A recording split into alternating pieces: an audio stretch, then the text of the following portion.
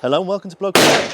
And I've got an opportunity here to shoot on a live range, excuse the noise, this 1974 dated Mark 1 high power against my FN BDA-9, Browning Double Action 9, not to be confused with the other Browning Double Action 9, BDA-9, which was imported by Browning USA in the 80s, I believe, and was a SIG P220 8-shot 9mm, rebranded for Browning because reasons. So there's two guns called BDA-9 out there.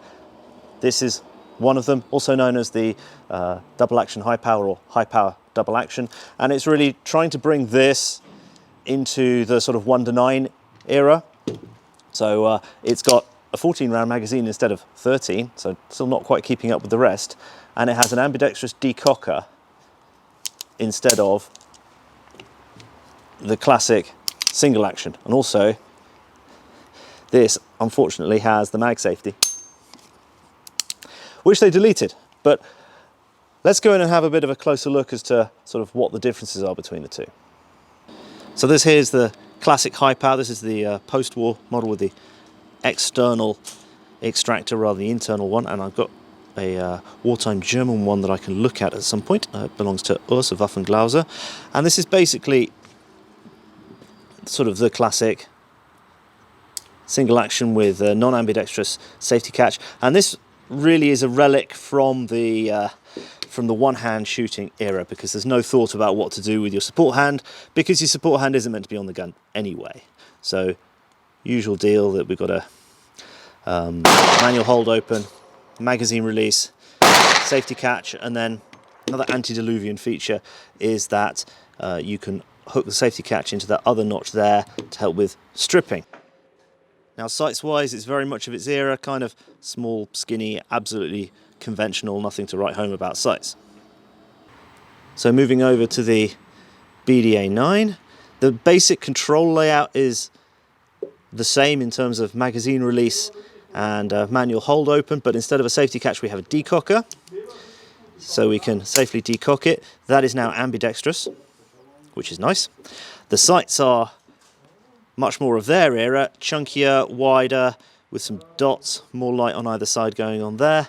And the grips have been improved. If we look here, it's all very smooth. Here, there's sort of some semblance of an attempt to make it a bit ergonomic, give you somewhere, it's almost a thumb shelf, but it's symmetrical. So we're taking the desires of left-handers into account for once. But yeah, that's nice. That isn't. Reverse that for left-handers. And then otherwise we've got a much chunkier, more modern extractor going on there compared to this old-fashioned one. Then the mags are improved. The original high power ones are kind of simple, and these are made by Mekgar in Italy. Plastic floor plate, one extra round, and assault weapon ban era markings on them, which is quite cool. So actually all I'm going to do is really simple. I've got an ordnance target out there, and I'm going to shoot a 10-round group without looking, slow time, so I'll probably speed it up, with each of them, and then sort of give you my insta reaction as to what's going on. So first up, old school with the high power.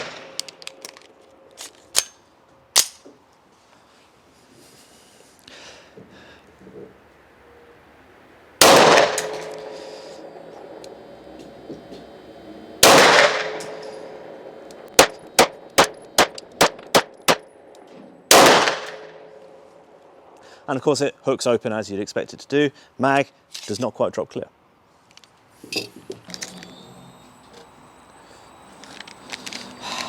I literally just shot this better off camera. Oh well. Aiming about here, that's my poor trigger control. No excuses. So I'll patch that out and send it back. And while I'm doing the boring task of patching out, I'd just like to ask you if you'd be so kind as to engage with the video, share it on social media, like, subscribe, leave a salty comment below. What's this British idiot doing shooting guns? I thought guns were illegal or needed the permission of the Queen or something. Answer to that one is I live in Switzerland. So yes, thank you very much, and consider supporting us on Patreon because it pays for ammo and stuff. Okay, so FN's attempt to bring the high power into some semblance of modernity now. Same again. Nothing changed at that point. I'm not going to decock it because we're just shooting so far-ish.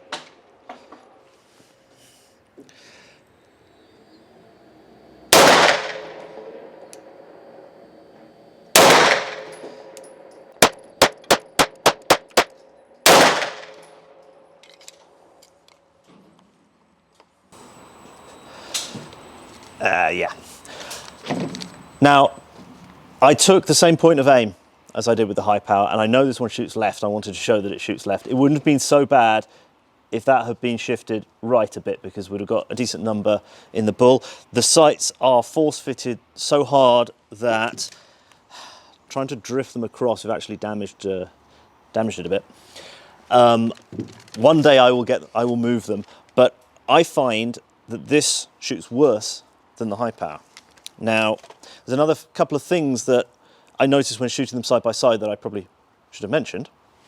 So I forgot to mention earlier that the trigger is significantly broadened compared to the original high power, but there's one of those sort of why things. It doesn't really matter. I don't feel it gives a better pull, and because it's utterly unimportant, but this is designed in the era of people putting their support hand trigger finger round the end there. But if you don't do that, which frankly you shouldn't do, you don't notice it. Sights-wise, yes, the sight picture is better. It's much chunkier and better suited. But yeah,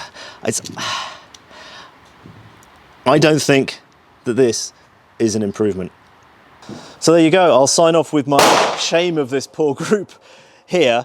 Yeah, bought this one first because it was available. I like a double action first shot, so the decocking thing is good. The trigger is actually worse on this, even though this has a magazine safety in it, and normally magazine safeties wreck the triggers, but this one manages to be horrible without one. And talking to reservists, they absolutely hate them. And they like loathe the damn things and really detest being issued with them. Like, oh no, not them, can't we have the Glocks? Quite right, they're an attempt by FN to modernise the design, but it's in the era of like much better pistols coming out. The various SIG Sauers, the P220 series, Beretta 92s and so on. I mean, basically, poor show FN, having been the world leader in the mid-30s with this, you failed. So anyway, hope you at least vaguely enjoyed the video. Thanks so much for watching this far. Sorry about background noise, active range, it's like that. Shooting into the light, sorry, dust on the lens. Can't do a lot about it. Anyway, see you again sometime. Bye.